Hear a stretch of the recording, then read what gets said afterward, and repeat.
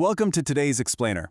Today, we're unpacking a truly powerful philosophy that reveals how genuine peace is found internally, not externally. We've all heard the cliché that happiness comes from within, right? But today, we're going to break down exactly how that actually works. We'll explore why simply borrowing someone else's knowledge is never enough, and why your own personal experience is literally the only way to transform your mindset. Let's get right into it.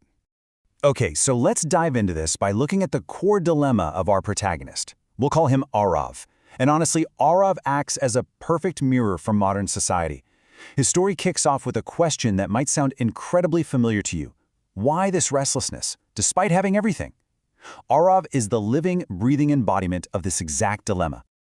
To figure out where his restlessness comes from, let's jump into Section 1, the illusion of external success. Like a lot of us, Arav had all the traditional markers of success. We're talking a great job, wealth, a beautiful house, and a ton of societal respect. Yet, despite all of that, he was plagued by this unshakable inner emptiness. Every single night when the house got quiet, he'd find himself wondering why he felt so unfulfilled. You know, he had checked every single box society told him to check, but the math just wasn't adding up. And what happens next brilliantly illustrates the temporary band-aids we all rely on. Arav tried to fill that internal void by buying new things, constantly going out, worrying endlessly about the future, and, of course, comparing his life to everyone else's. But here's the thing. These external fixes only brought fleeting joy. Sure, for a little while he was distracted, but the emptiness, it always came back. It's that classic rat race illusion. The faster you run on the outside, the louder the quiet becomes on the inside. Desperate for a real solution, Arav finally leaves the city and crosses paths with an old monk by a river. And that brings us to Section 2, the parable of the restless mind. So when Arav asks this monk where true happiness is found, the monk doesn't give him some long academic lecture. Instead, he gives a physical demonstration. He fills a bowl with clear river water, tosses in a handful of dirt, and shakes it vigorously. Immediately, the water gets completely murky, blocking out everything. The monk asks Arav what he sees, and Arav says, well, nothing is clear. Then, the monk just sets the bowl down. He lets it sit, and slowly, the dirt naturally settles to the bottom, and clarity returns. The monk turns to him and explains that the bowl, that is exactly like Arav's mind. A muddy mind is a state where our desires, fears, worries, ego, and constant comparisons are just continuously agitating our consciousness. If you are constantly shaking the bowl with all these external pressures, it is physically impossible to see yourself clearly. You absolutely cannot find clarity while you are actively shaking the water. And then the monk drops this crucial point. You seek peace outside, while your unrest is born within. This completely flips Arav's perspective. He realizes he's been trying to fix an internal leak by painting the outside of his house. The unrest wasn't coming from his job, or his stuff, or his friends. It was being entirely generated from within his own agitated mind. Which leads us perfectly into Section 3, the river of the present. How do we take this idea and actually use it? Now, Arav's first reaction is probably what yours or mine would be. Wait, should I just abandon all my desires to find peace? The monk quickly clarifies that true peace is not about quitting the world. You don't have to pack up and live in a cave. Instead, you engage with the world healthily, dream and work hard, but don't chain your happiness to the outcome. Earn money, for sure, but don't let your bank account become your entire identity. Nurture amazing relationships, but don't make someone else the sole owner of your joy. It's about fully participating in life without letting it consume you. To actually calm those internal waters, there's a clear, step-by-step methodology for letting the dirt in our minds settle. First, you actually have to sit with yourself daily.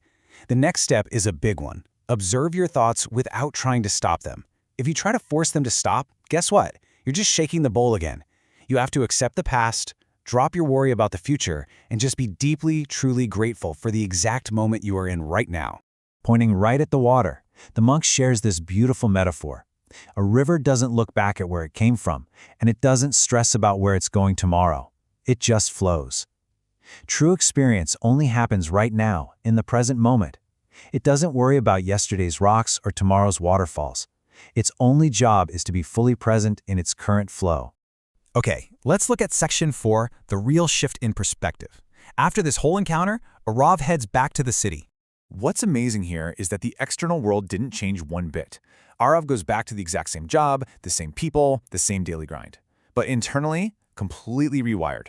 Before, he'd be broken by minor troubles. Now he pauses and asks, is this really bigger than my life?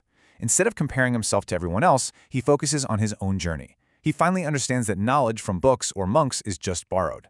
Think about it. If someone else drinks a glass of water, it's not going to quench your thirst, right? You have to take the sip yourself. Arav realizes he has to experience truth for himself, finding happiness in what he already has rather than chasing the next big thing. This brings us to the core thesis of the entire story. Sometimes the solution to life's problems doesn't require changing your circumstances, it requires changing your perspective. Transformation is an inside job. Absolutely. You can rearrange the furniture in your house 1,000,000 times, but if the foundation is shaking, you won't find peace. Arav's stopped trying to change the outside world and finally started changing his own consciousness. As we wrap up today's explainer, we arrive at section 5, what is true spirituality?